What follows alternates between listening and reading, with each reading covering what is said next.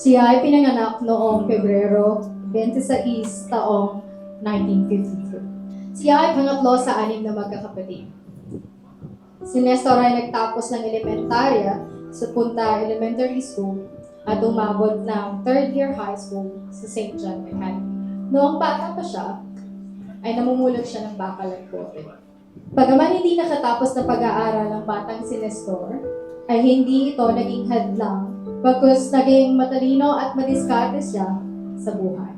Namasahero din siya ng kanilang. Nagtrabaho din siya bilang pintor sa Delta Motors sa loob ng 2 taon. Habang siya ay nagtatrabaho dito, ay nakilala niya sa inuupahang bahay sa Alabang, Muntinlupa, ang dalagang nagngangalang Marlene Gagala. Ito ay kanyang niligawan at isinama sa kanyang bahay dito sa Cayetano. Nang siya ay nakapag-asawa na, siya ay lalong nagsumikap sa buhay. Sila ay nagkaroon ng 6 na anak, ngunit ang pangalay nila ay sumakabilang buhay noong sanggol pa lang. Ang kanilang mga anak ngayon ay sina Miley, Lenny, Nemar, Nancy, at Jacka. Dahil sa taglay na kagwapuhan ng ating kapitan, ay nagkaroon pa siya ng isang anak na nagngangalang Nelson. Sila ni Marlene Mendoza ay may 18 apo sa kasalukuyan. Si Kapitan Nestor noon ay walang hilig sa politika.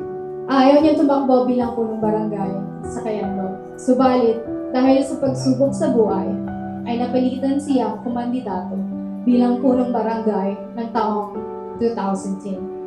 Sa ganitong pagkakataon din po, talaga naman po, makikita po natin kung paano rin po isinabuhay ni Cap Nestor yung kanyang buhay, na ang maririnig mo po ay pawang kabutihan at kagalingan po, Nung ako po ay nilagay niya sa bilang Committee of Budget and Finance, kasama ko po ang aking tiyuhin na si Tio Erwin Maglinaw, na kahit po sabi ko kay Kapitan na yung aming programa ay wala pa pong pondo, sinasabi ni Kapitan na ay ako nang bahala diyan. Ito, dudukot ako ng aking pera para lang yung ating programa ay matuloy. Yan po ang ating dating Kapitan Nestor Mendoza. Napakahirap po magsalita dito sa harapan. Sapagkat ang ating pong nakakasama ngayon ay ang ating pong kaibigan.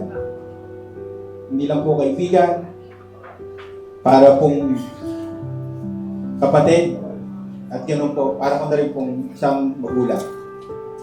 Na lagi ko po nakakasama nung ako po ay nanunungkulan pa bilang kapitan. Nakakalungkot dahil tayo po ay iniwan na ng ating Kapitan Nestor Mendoza. Pero masaya dahil minsan sa buhay po ng mga taga-barangay kay Anlog, nagkaroon po kayo ng isang kapitan na mapagmahal, may malasakit, magaling. Gaya nga po nung nag-introduction dito kanina, sinabi lahat ang kanyang mga proyekto dito po sa barangay kay Anlog. Siya po ay matagal ko na kaibigan, parang isang magulang na talaga kong saludo sa kanyang bait, sa kanyang pag-uugali, sa kanyang pong trabaho, sa kanyang dedikasyon bilang punong barangay po.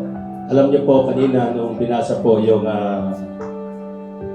palambuhay po ng ating kaibigan, Kapitan Nestor Mendoza, narinig po natin lahat ang kanya pong mga nagawa.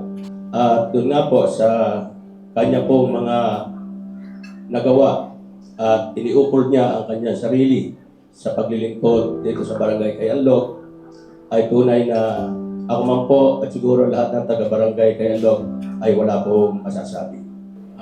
Sa lahat po ng nagawad parangal sa aming mahal na ama, bilang isa po ako sa kanyang 5 anak, kami po ay nagpapasalamat sa aming pinagsamahan po sa maiksing panahon po ng ating kapitan. Talagang napatunayan ko po na para akong anak, niya. Kaya saludo ko sa iyo, Kapitan, at sa iyong mga anak na naririto. Muli po, taos puso po ako nakikiramay. Hindi ko po kayo makakalimutan, lalo na po yung tatay ko, na naging best friend nyo. Mula po nung bata pa ako, kayo na po ay dulo namin. Si Kap po ay naging ama ko na sa paglilingkuran. Start po na naging SK. Chairman po ako, 16 na taong gulang. Kasabay ko po si Kap nag-start ng pagsaserbisyo sa barangay. Sa pamilya po ng ating pong buting Kapitan Nestor Mendoza, aming pong pamilya ay lubos po nakikiramay. Nakikiramay po kami sa naiwang pamilya ni Ninong Kap. Ako po ay lubos na nagpapasalamat dahil siya po ang aking naging pangalawang ama ko po. Siya po ang lumabay sa akin. Ang kagustuhan niyang makatulong sa ating mga kabarangay, kahit siya'y nahihirapan na sa kanyang pinagdaraan ng problema, tumutulong pa rin siya. Dahil ganyan siya kabuti. Wala po akong narinig na negatibo sa kanya. Puro positibo. Napakabuti mong ninong, napakabuti mong ama ng ating barangay. Si Kap Nestor po ay kilala ko pa simula po sa pagkabata dahil matalik na kaibigan po siya ng aking tatay. Naging magkasyoso din po sila sa negosyo kaya mas madalas ko po siyang nakikita. Kasama mo na ngayon, Kap, si tatay. Ang kumparte mo, ikamusta mo po ako sa kanya. Ang pagkawala mo po ay pangalawang sugat sa aking puso. Dahil sa pangalawang pagkakataon, nawalan naman po ako ng ama. Huwag ka pong mag-alala. Hindi ko po kalilimutan ang bilin mo sa akin. At pangako po, hindi ko po pababayaan ang anak niyo. At si Nancy po, lagi ko po siya kukumbinsin na magpagamot gaya ng gusto mo. Mahal na mahal po kita. Hindi ko po malilimutan lahat ng itinuro, pangaral at pagmamahal na ibinigay mo. Hanggang sa huli po, mahal na mahal po kita, Tatay Kap. Kap, maraming salamat po. Dahil sa inyo, gumanda po ang ating barangay.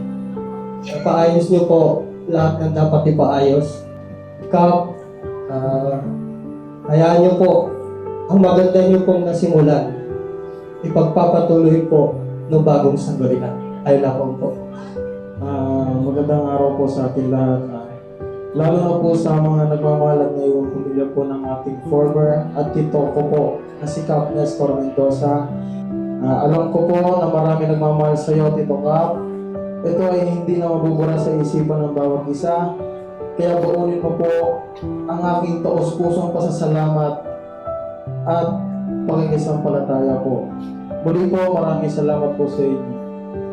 Si Kap po, bilang nakasama ko sa loob halos ng 13 taon sa panunungkulan, nakita ko po yung dedikasyon niya bilang isang lingkod bayan dito sa ating barangay. Bilang isang mahusay na kapitan, magaling siyang makisama sa lahat ng tao. Laging nagpapaalala, laging nangangamusta kung ano bagang nangyayari sa barangay, sa mga tao niya, sa empleyado niya, sa mga taga-opisina. Kinakamusta niya ang lahat ng tao niya. Yan po ay malaking tiwala sa akin na ma-personal ko at sa barangay kahit anong problema. Yan po ang aking lapitan. Doon ko sa kanya natutunan yung pagpapakumbaba, paano makapag-usap sa tao, at talagang sa aming pagsasama na nakita ko sa kanya, talagang wala akong masasabi. Yung si Kapitan, na kami magkababata na yan. Mula grade 1 kami mag-eskwela hanggang grade 5. Napakabait niyang tao. Wala akong masasabi. Napakabait niya sa akin. Pagka ako'y nagkakamali, tinatama niya aking pagkakamali. At siya naman, Ay, pag may mali, sinasabihan ko naman. Bilang ako'y matanda sa kanya, palibasa kami magpinsan, nakikinig yan sa akin. Saksi po ako na kung paano ninyo iniayos, inalagaan, at mga proyektong dinala sa ating barangay na ngayon ay kapakinabangan ng mga tao natin dito sa atin sa barangay. Kaya lamang po ay wala naman po talaga kami magagawa kung hindi ang samahan kayo sa huling hantungan ninyo. Marami po kaming memories ni Ninong Kap na hindi ko na po maiisa-isa. Yun po ay mananatiling nasa puso at aking isipan. Ang inyo pong mga pangalan ay aking dadalhin hanggang sa ako ay nabubuhay. Lalo na po ang pagbibigay ng mahabang pasensya. Salamat po, Ninong Kap. Nagpapasalamat ako sa kanya sa lahat ng pagmamahal, pagtulong at higit sa lahat sa pagtitiwala na ibinigay niya sa akin. Wala akong masasabi kundi maraming salamat sa lahat ng ating pinagsamahan. Sa iyo, aming kapitan, na aking kaibigan, paalam sa iyong paglisan. Sabay po kami na naglingkod sa barangay. Sabay din po kami natapos. Para po pareho kami ni Pare. Kasi po, pareho po kami nagkasakit. At pareho din po ang aming sakit. May awa ang Diyos po, ay kami po ay na-transplant pareho. Gumaling po kami. Kailangan po si Pares ay marami ng komplikasyon, kaya nangyari yan. Saludo po ako sa kanya pagsasakripisyo. Yan po ay kita po ng aking dalawang mata na sa kanya pagsasakripisyo ay yan po ay nagtitinda po ng mga baboy at manok na dinadala po sa palengke po ng Alabang para po lamang sa pag-aaral na mapagtapos po ang kanyang mga anak. Ang akin po lang masasabi ay pinupuri ko po ang aking kaibigang kapitan, Nestor Mendoza, kasi po sa amin pong matagal na pagsasama. Kahit po itong taong ito ay galit, hindi ko po ito ni minsan narinig na magsalita ng malakas ang boses. Tayo po, ako ay nagpapasalamat sa inyo. At talagang sa huling lamay ng aking kumpare, halos hindi mahulugan tayo ng karayom sa dami na nagmamahal sa ating yumaong kapitan. Sa akin pong parang si Kapitan Nestor, napaka-happy ko siya. Sa akin pong sarili, siya ay mawala. Napakasakit ko. Siya po ay dapat po ang masasalita dito ay ang aming mister o ang kanyang kumpare. Ngunit sa kabila po ng lahat, parang hindi pa po niya kaya po tanggapin. Pero bukas po, pupunta po siya at para masilayan ang kanyang huling gabi. Siya po yung taong sa nakilala ko hindi kayo iwanan kahit saan, sa kagipitan man o kung saan man. Siya yung laging kasama mo. Yan po yung nakita ko sa kanya. Si Kapitan Nestor po ay isang mabuting kaibigan. Siya po ay kaibigan ng aking yumaong asawa. Sa pa po sa pagkabata, sila pong dalawa ay laging magkasama. At nang ako po ay maging asawa ng kanyang kaibigan, nakita ko po doon kung gaano kaganda ang kanilang pagsasamahan. Sila po ay mayroong respeto sa isa't isa. Wala pong lamangan, nagbibigayan at nagtutulungan. Pero ang masasabi ko lamang po, itong aming kapatid, na itinuturing namin na siya na lang ang pinakamatanda naming kapatid. Hindi lang kapatid, magulang ng aking mga anak, magulang ng mga pamangkin. Talaga pong napakabait ng aking kapatid. Wala po akong masasabi sa kanya.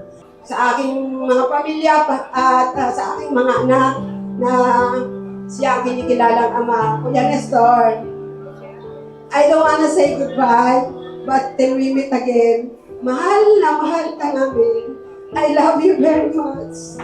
Pati ng mga anak mo, hindi hindi mo sila pinabayaan at hindi mo sila iniwan. Ganon din ang iyong asawa. Nobody is perfect, pero pamilya mo pa rin ang inuna mo.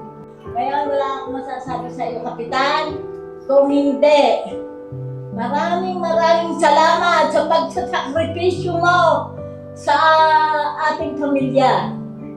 At ikaw ay, kung hindi ko man may paramdam sa iyo, ay pero sa pag-iisip ko naman, napapagtuunan din ang pagmamahal. Yun o ang nasa akin kalooban. Nagsisisi ako kasi kulang yung panahon.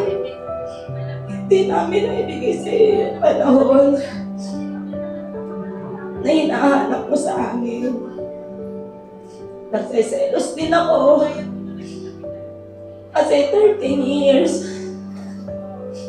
hinirap ka sa amin ng barangay.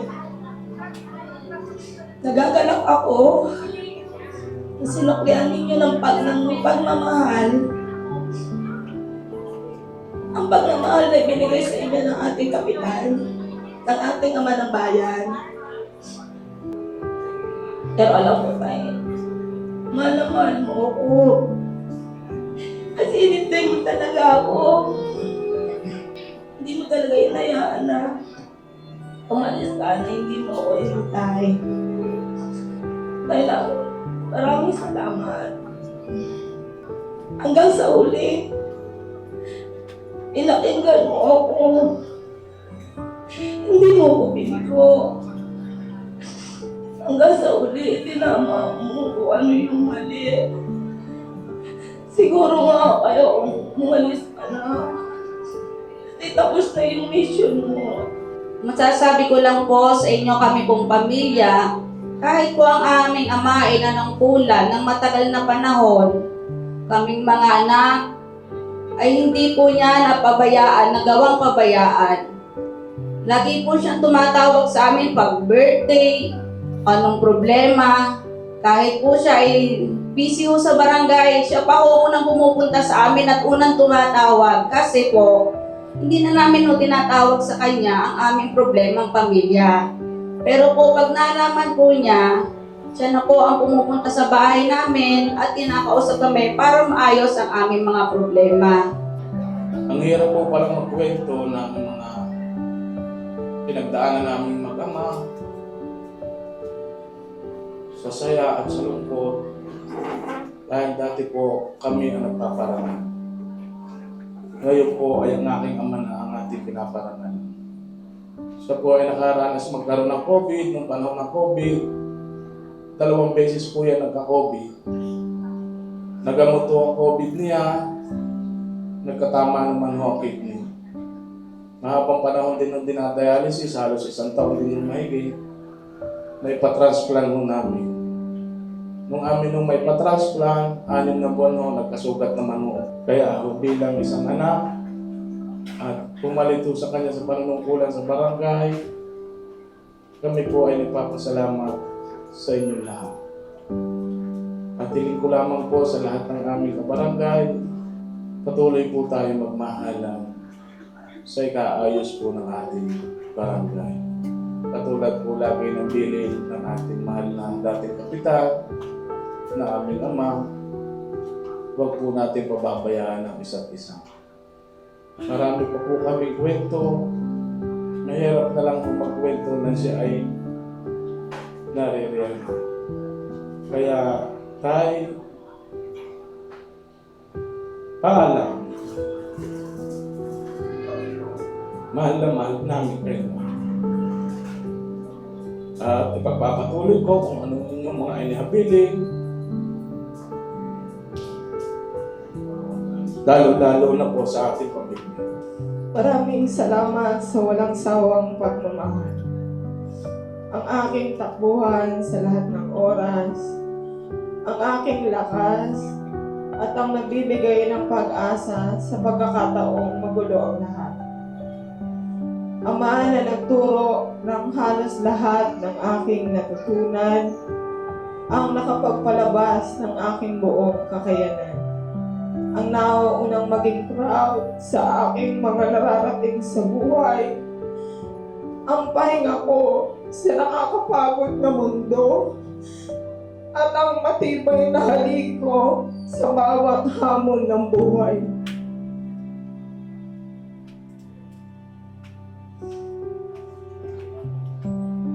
Ikaw ang lagi kong kasama simula ako ay bata pa. Sa lungkot at sa saya, sa bawat pagsubok at tagumpay, malaking bahagi ka ng aking buhay. Ikaw ang nagsilbing gabay ko sa landas na aking tinahak. Parehas tayong nangarap, magkasama lagi nating inaabot ang bawat pangarap. Lagi mong sinasabi na ang pakisama sa kapwa ang pinakamahalaga. Respeto, pangunawa at matutong maging kalmado sa lahat ng pagkakataon. Isipin muna ng ikailang beses ang bawat mabigat na desisyong gagawin. Bilang isang anak, ang pinaka nakakatakot na pangyayari at pinakamasakit ay ang pakiramdam na iniwan ka na ng iyong magulang. Yung pag-iwan na wala nang balikan.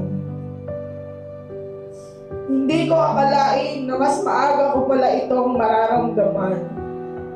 Ika-8 ng Oktubre, tuluyan ka na nagpahinga at lumisan.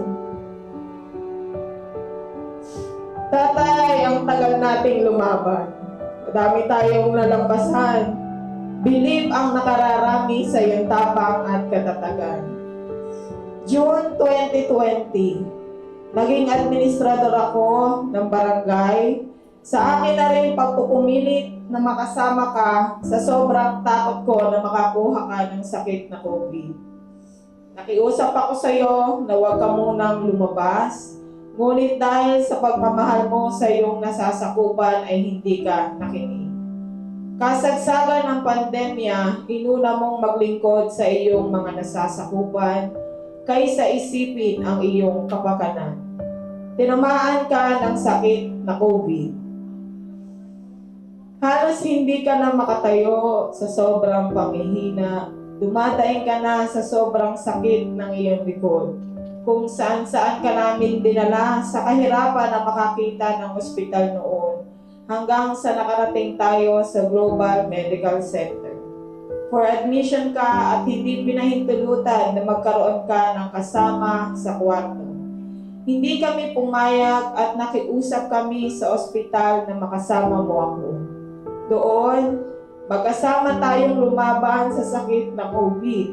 Mabait ang Panginoon dahil sa kalagayan mo noon ay hinayaan ka pa din niyang mabigyan ng pagkakataong mabuhay.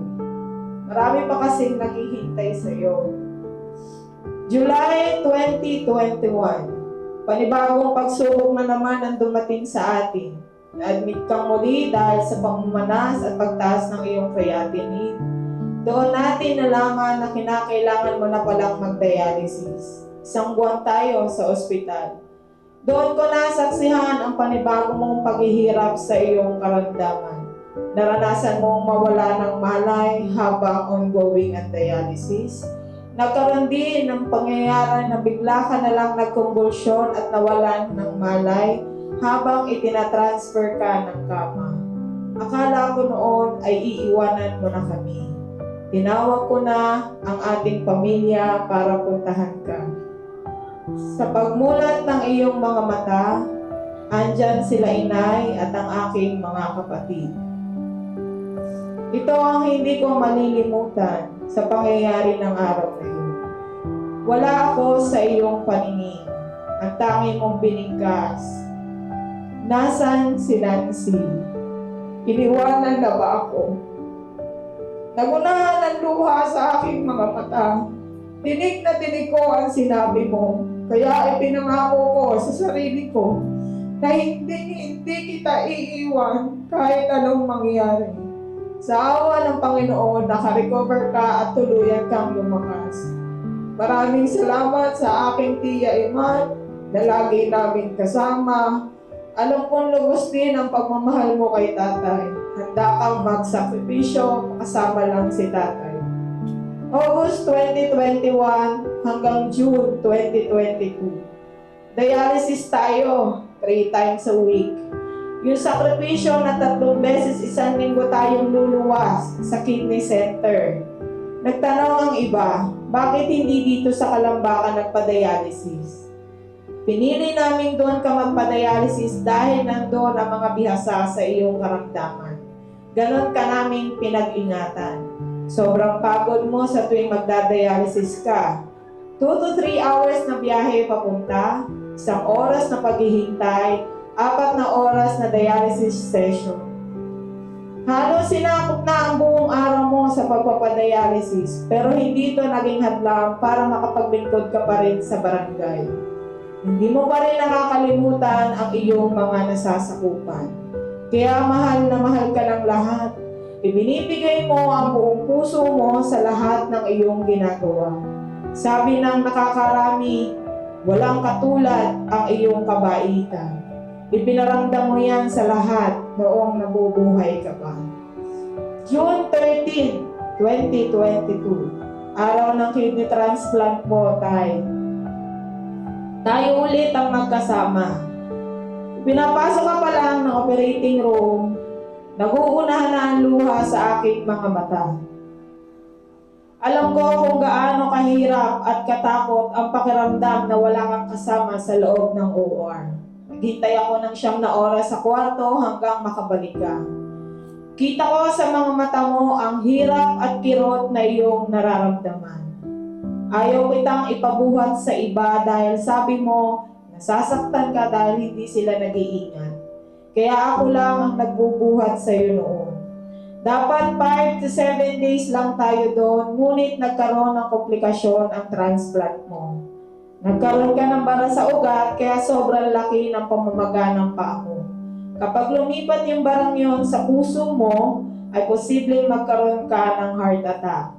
Kaya sobrang pag-iingat ko sa iyo noon. Inabot tayo ng Father's Day sa loob ng ospital. Dinalhan ka ni Mac ng bulaklak at cake. Nang makita mo si Mac sa may salamin ng bintana, napaluha ka. Sa isip ko, naluha ka dahil matagal mo na silang hindi nakikita at dahil na rin sa hirap na dinaranas mo ng oras na yun. Pangalawang taon din tayo na sa ospital tayo nag-celebrate ng birthday ko. Tangi kong hiling sa Panginoon ay makauwi tayo ng malakas ka. Mabuti talaga ang Panginoon. Maraming salamat, Arvin.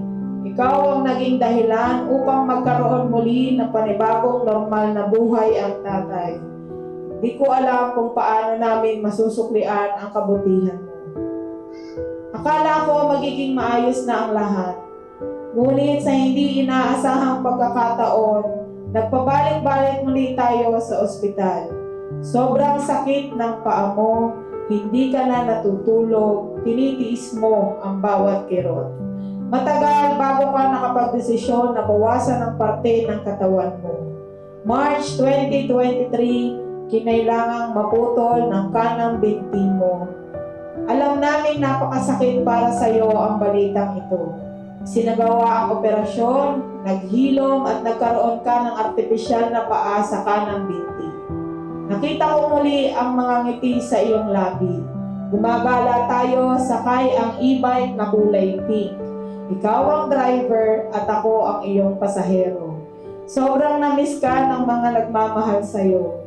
Halos hindi tayo makauwi sa daming kamustahan at kwentuhan. Bumalik na ulit ang dating sigla mo, Tay.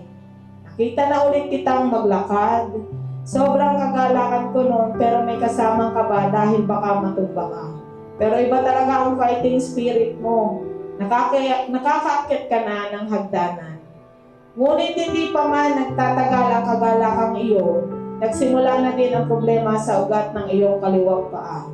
Kaya naman ito ay kinailangan na rin putulin noong August 2023. Napakasakit para sa amin. Paano pa kaya ang nararamdaman mo nung panahon na yun, Tay?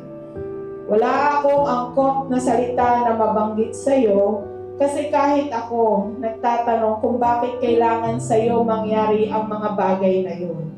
Sa isang napakabuting tao na kagaya mo, ibinigay ang mga pagsubok na yun.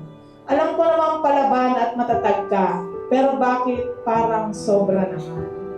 Inilaban natin muli, Tay. Naranasan mong maging hirap sa pagtulog. Hindi ko na ito pinatakahan kasi kahit naman kanino mangyari ang naranasan mo, hindi basta kakayanin. Siguro, iniisip mo kung paano pa magiging normal ang buhay mo. Gayong kidney transplant ka na nga, naputulang ka pa ng 2 paa. Hindi pa pala tapos. Ang sugat sa opera ng paa mo, hindi naghilom. Gusto na naman ng mga doktor na putulin hanggang itaas ng tuhod mo. Hindi mo na tinapos pa ang sinasabi ng doktor. Lumabas ka ng klinik, hindi ko na din kayang tanggapin ang sinasabi ng mga doktor. Pumunta tayo ng ilang ospital para makakuha ng iba pang opinyon hanggang sa nakarating tayo ng Medical City ng Taguig. Doon may nilatag silang gamutan kung saan nagkaroon tayo ng pag-asa na kahit hindi ka na ulit maoperahan. Matagal na gamutan pero inilaban natin. 7 buwan tayong pabalik-balik sa Medical City. Habang nagpapagaling ka, nagdesisyon kang magpagawa ng elevator. Kasi ang ugali mo, ayaw mo maging pabigat sa mga kasama mo. Gusto mo maging produktibo ka pa din. Sa awa ng Diyos, naghilom at nakaschedule na kami para humingi ng clearance para masukatan na ang kaliwang paa mo. Siguro hindi pa kaloob ng Panginoon. Kasi labas-pasok na naman tayo sa ospital dahil sa pneumonia. Naranasan natin na 2 beses 1 buwan na a-admit ka. Hanggang sa huling admission mo, na-discharge ka September 15. Sa pag-uwi natin, pinilit mo akong bisitahin ang ipinagawa mong kwarto sa lumang bahay natin sa Puro 4. Hindi kita mapigilan na pumunta doon kaya pumayag na akong doon na muna kayo magtigil. Nagplano pa tayo na magtatanim ng mga gulay sa palibot ng kwarto nyo para malibang kayo. Kinausap na din natin ang inay na siya ang magtatanim dahil magaling ang kamay niyang magpalago ng mga halaman. Napakatapang mo, Tay. Bilib sa'yo ang mga doktor at nurses. Sa lahat ng pinagdaanan mo, nananatili ka pa rin positibo. Ginagawa mo lahat ng pamamaraan para mamuhay ka ng normal. Bumili ka ng sasakyan mong mini motor vehicle para hindi ka na itutulak sa wheelchair. Nagpagawa ka din ng elevator para hindi ka na buhatin.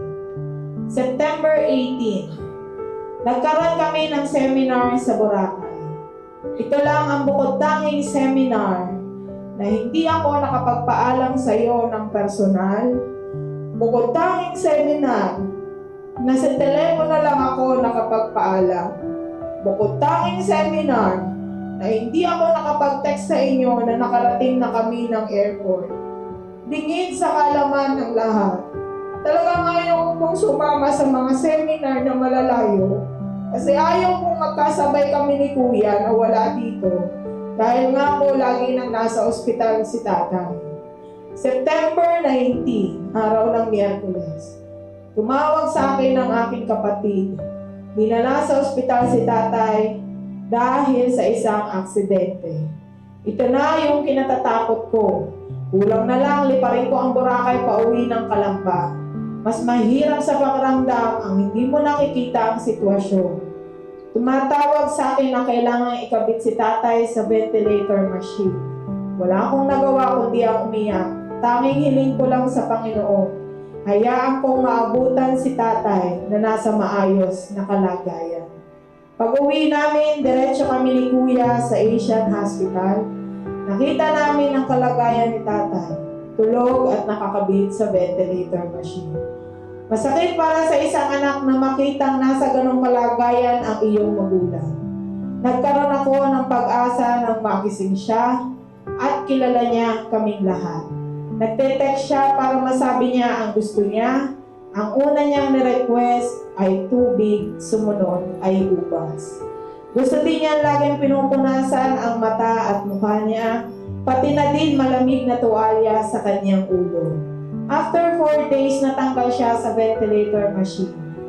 Ngunit hindi ko inaasahan ang mga katagang binanggit niya sa akin. Mga katagang dumurog sa puso ko bilang isang anak. Mga katagang ayaw kong marinig. Ang wika niya pagkagising niya, pagkakita niya sa kanyang bunsong babae. Ang sabi niya, Nancy, pagod na ako.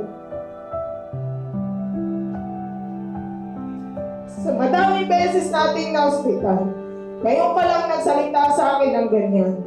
Kunwari ay hindi ko pinansin ang kahulugan ng iyong sinabi. Sinabi ko na lang, magpapagaling pa tayo at uuwi. Hindi ka na sumagot nang sinabi ko yun. Lagi mo din tinatawag ang iyong ina, si Nanay Silay. Nang tanungin kita kung nakikita mo si Nanay, sumagot ka ng oo. Kinausap kita, tay.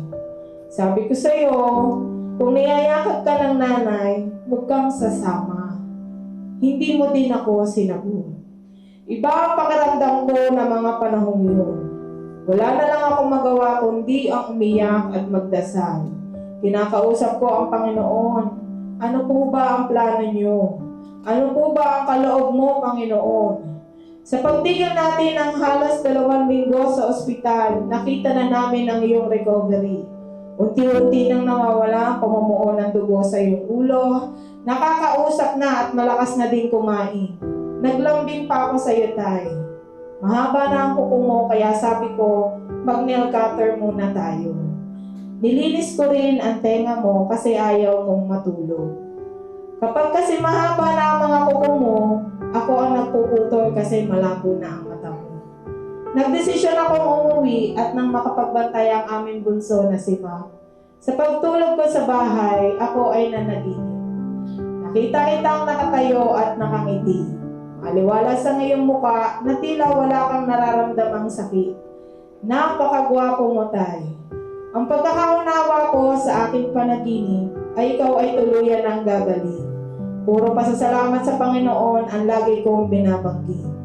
2 araw bago ako nakabalik, pagdating ko ay agad kong hinawakan ang iyong kamay, sabay bulong na, andito na ulit ako, tay.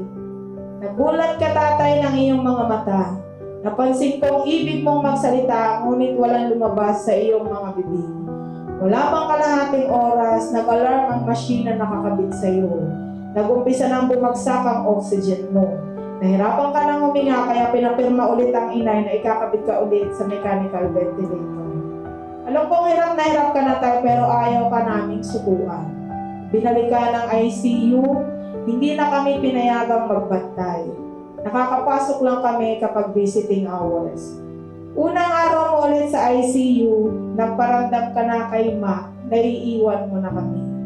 Sa pagbisita ko sa iyo, tay, nagawa mo pang sundin ang sinabi ng nurse na ikisap ang mga mata mo. Kitang-kita ko, tay, kaya nagkaroon ako ng pag-asa. Pag-asa na lumalaban ka. Pero kinabukasan, bumagsak ang BP mo. Alam ko na hindi magandang senyalis ito. Agad ako nagpunta sa doctor's clinic at doon pala, tinapat na kami ng doktor. Mahirap na daw ilaban ang kalagayan mo. Sa pagkakarinig ko ng bawat katagang sinabi ng doktor, hindi ko alam kung anong nararamdaman ko. Nasa isip ko na baka nga pagod ka na, tay, kaya nagpaparamdam ka na sa akin na tanggapin ko na. Hindi pa rin kami pumayag, pinacheck pa namin lahat, baka kasi kahit mababang porsyento na makikita namin tsansa, ilalaban pa din namin. Pero wala na. Wala na talaga. Tuluyan ka nang natulog, mahimbing na pagkakatulog na hindi na magigising sa piling namin.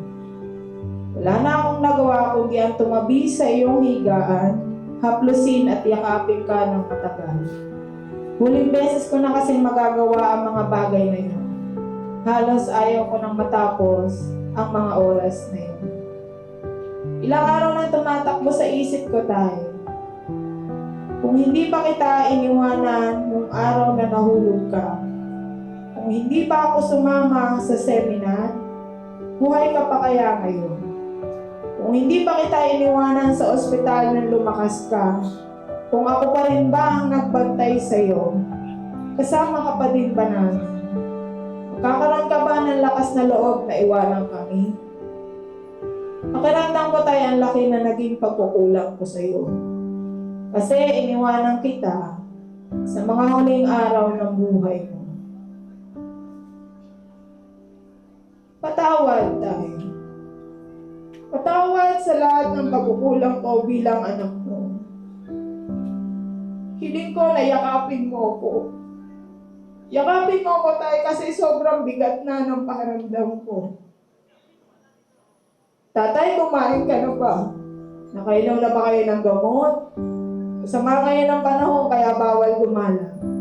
Mga katagang, hindi ko na masasabi sa inyo dahil dumating na ang araw na ikaw ay lumisan. Wala nang aaway sa akin kasi mahigpit ako. Wala nang makikipagtalo sa akin na pagbigyan ko ang gusto niyo. Wala na akong pagpapaalamanan kapag ako ay aalis. Wala nang bibisita sa akin sa tindahan sa kain ng buwan. Wala nang magre-request sa akin na magpaluto ng turon na may langka. Wala nang magsasabi sa akin ng anong pasalubong mo sa akin. Wala nang magsasabi sa akin na umiiral na naman ang pagkatopakit ko. Wala nang maglalambing sa akin na sasabihin, wala na akong pera, bigyan mo naman ako. Wala nang magsasabi na wala na akong sakit, kaya gagala na ako. Wala na akong mapagsusumbungan. Wala nang makakapagbigay sa akin ng payo ng kagaya ng sa inyo. Wala nang hahawak sa kamay ko, gaya ng paghawak mo. Wala na rin ang taong laging naghahanap sa akin.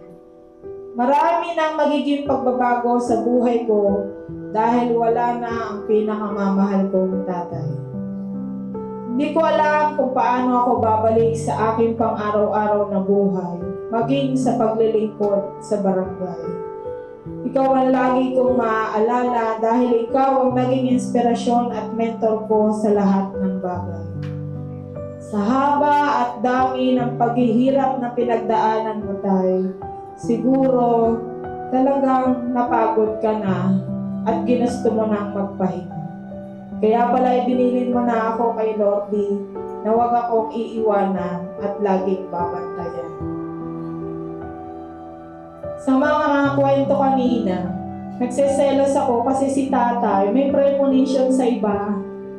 Pero sa akin wala siya, hindi siya nakipag-usap sa akin, aalis na siya. Wala man lang siyang paramdam sa akin kaya minsan naiisip ko, anong ibig sabihin, bakit sa kanila ka lang nagsabi? Bakit sa akin wala kang sinabi? Siguro ayaw lang niya na mas masaktan ako. Kaya tay, ito na po ang huling mensahe ko sa inyo. Sige na tay, umuwi ka na sa piling ng may likha. Diyan wala nang pighati at sakit. Diyan po, kompleto ang iyong mga paa. Maglakad ka ng walang kapaguran. Kasama nila Nanay Silay, Mamay Uteg, Kakang Hen, Chokupyo, Kuya Edwin, Kuya Egay, Kakang Eddie, Tiandeng at Kian. Tumakbo ka kasama ng iyong mga kaibigan. Sa piling ng Panginoon, wala ka ng hirap na mararanasan. Magiging tunay na ang kaligayahan mo dyan sa langit. Lagi mo akong bisitahin tay sa panaginip para maibsan ang nararamdaman kong pagkamis sa'yo. Lagi mo akong yakapin at iparamdam mo tayo na lagi kang nasa tabi ko. Baunin mo ang malalim kong pagmamahal hanggang sa muli nating pagkikita. Kapag dumating ang araw na yon, salubungin mo ako ng mahigpit na yakap at may ngiti sa labi. Mahal na mahal kita tay. Sana sa susunod kong buhay, ikaw pa rin ang aking kasama. Hindi kita malilimutan. Gabayan mo ako.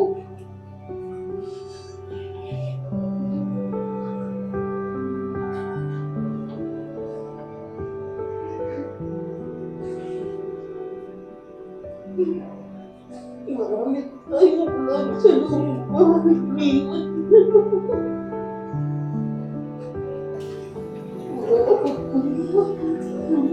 Sabi mo sa pagod ka na.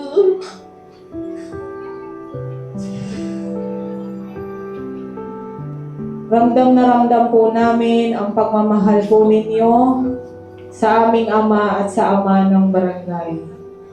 Sabi nga po, walang paalam, kundi magkikita po tayo muli.